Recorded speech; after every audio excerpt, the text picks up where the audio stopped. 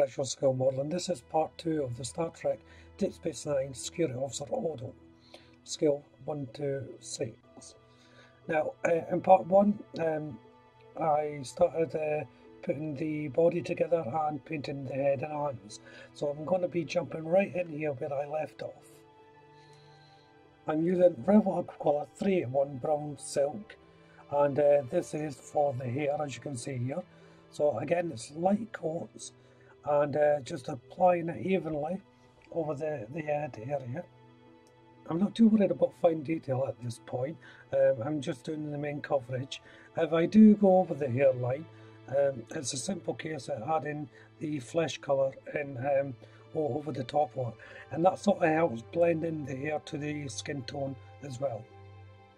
So as you can see, I'm just going over with the skin tone, and where the hair meets the neck and sides, I'm just decreasing the pressure on the brush so it lightly goes over and blends in.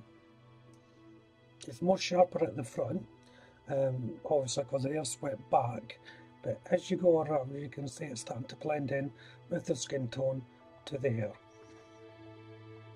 So next is the arms, and I'm using the same method I used to fill the gaps in the torso and the legs. So it's a little bit of the quick drying clay for modelling, and bead of super glue inside the joint, and just pressing in the clay over the gaps and forming it around, and then you just use my finger to smooth it down. This will be sanded down later on as well, so don't worry if it's not as neat as you would probably like it to be. So now I'm going to make a belt. Two reasons for this. One, in later editions, Odo does wear a belt. In fact, there's a running joke about that in the TV show. Also, this is going to help hide some of the join marks that I can't quite get into with my sanding stick. So I'm taking a 10mm piece of tape here and skewing it to the mat. I'm just putting another strip along it, so both tacky sides are bonding together. And then I'm painting it in Rebel Aquacolor 85 brown. Now this will probably need a couple of coats if you're doing it. I'm also doing both sides. You may think it's not necessary to do both sides, but if it does bend in a certain way that you may actually see the other side, so it's good practice just to paint both sides. Next is to put on the communication badge. Now you can paint this before you put it on, but I decided to put it on, depending how good your painting skills are. If you're worried about overlapping onto the main body, paint it beforehand. Now that all the filler's dry, I'm starting to sand it down, so I'm going over it with a medium sanding stick first of all, then working my way down into a fine sanding stick. Now, because the nature of this kit with all the different angles and contours, it's quite difficult to sand. Just do your best on it if you've gone down this route. You may not get rid of all the lines. And I'll also be doing this for any of the filled areas on the model. So anyway, it's back to the hands. I'm using Rebel Aquacolor 05 white, and what I'm doing here is I'm putting a little slither of paint on the nail area of the fingers, and once they're on, you see me just wiping it off with my finger, and what I'm doing is I'm smearing the white over the nail but taking most of it off, and this just gives the nail that lighter look to the colour of the flesh tone. So if you look at your own hand, if you see the nail, you'll see it's flesh toned, but it's a lot lighter than your actual skin tone, and this helps create that. That was all sanded down. I can start with the main painting. So this is Rebel Aquacolor 85 brown, the same colour that I'm using for the actual belt, and this is for the shoulder area of Odo. His uniform's in two tones. There's a waistcoat that goes underneath these sort of shoulder guard things here. So I'm just painting these in first. You can see the line on the back there. It's quite easily defined, so you shouldn't have any problems painting it in. As you can see, I painted just the rims of the shoulders, so I can put the next colour on, so I know where I'm putting it on.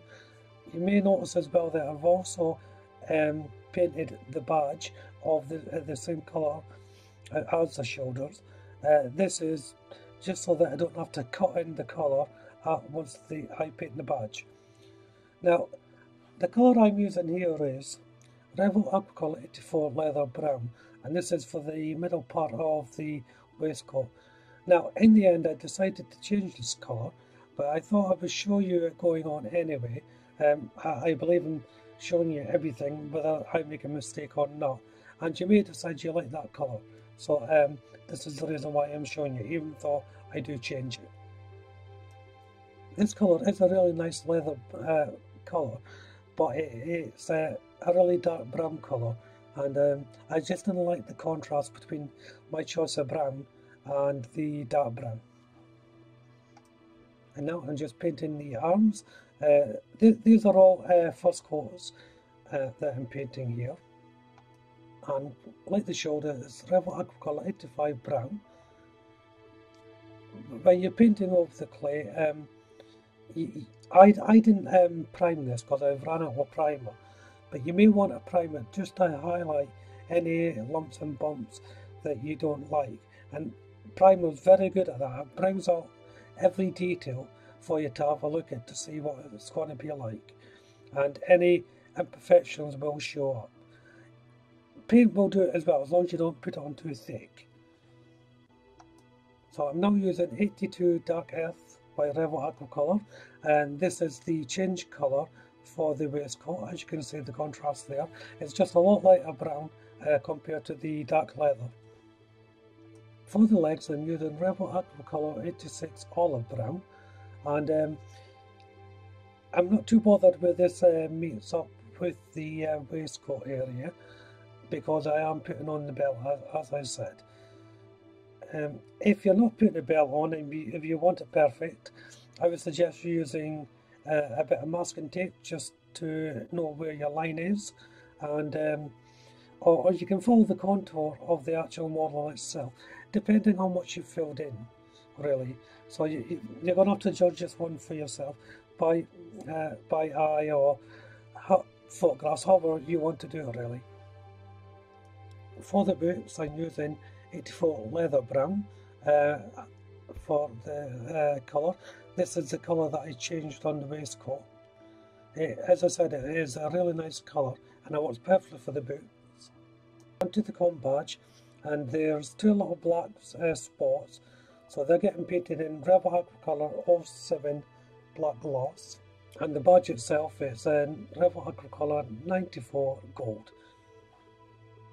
I did forget to point out that the waistcoat side and back panels, they are painted in Revel Aquacolor 45 Light Olive, and that is for the side going all the way around to the back.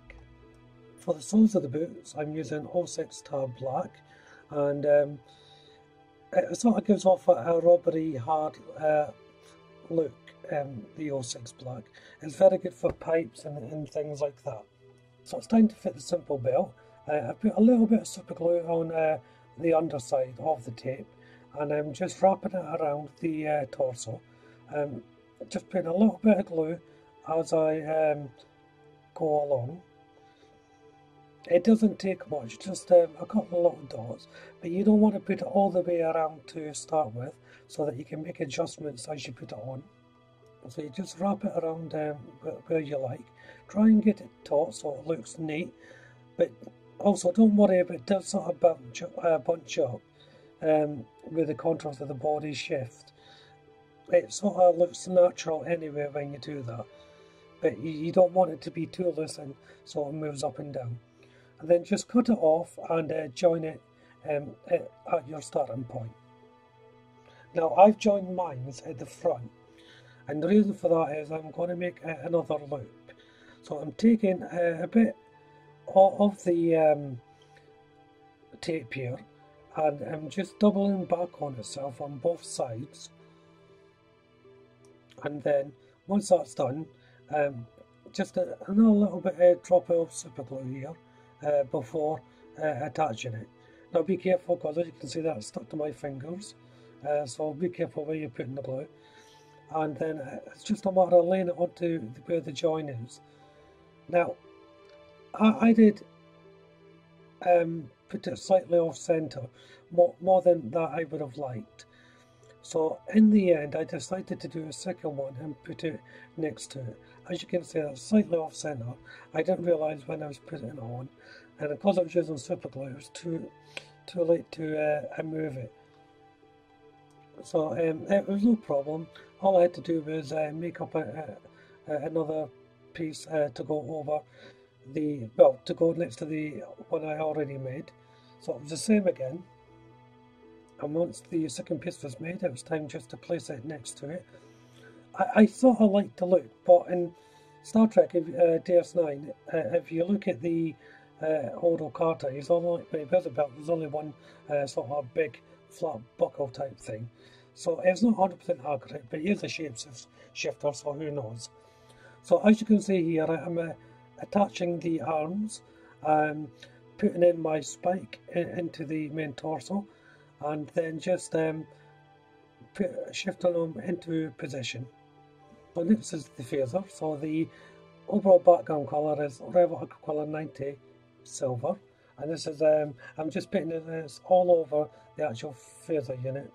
I then used Rebel Aquacolor also in black gloss for the grip on the phaser, as well as the top the working part of the phasers. I then went on to Tamiya's X26 Clear Orange, and I used this colour for the power indicator on the phaser. So this will tell you whether the phaser set to stun or kill. And then it was back to the Rebel Aquacolor 90 silver, just to paint in some little details, the buttons and so forth. So that's the phaser done. It's a quick paint up really. There's not much detail that I put into it, but I think it's effective. So now it's time to join the hands, and they just get pushed up into the arm from that spike. And these ones I had no problem whatsoever. They just sat in the recess as they were meant to. You may want to adjust them slightly as you put them on, but be quick though, I'll be using super glue to do this. And after the hands, it's the head, and that just got pushed down. Now the head goes into a slight angle, but if you look at the neckline and the recess it sits in, it can only go in one way, so you shouldn't have too much trouble lining it up. And finally, all that's left to go on is the phaser, and that just slots into the hand like so. Well, this brings the build to an end. If you haven't done so already, why don't you check out the other build, part of this build, part 1.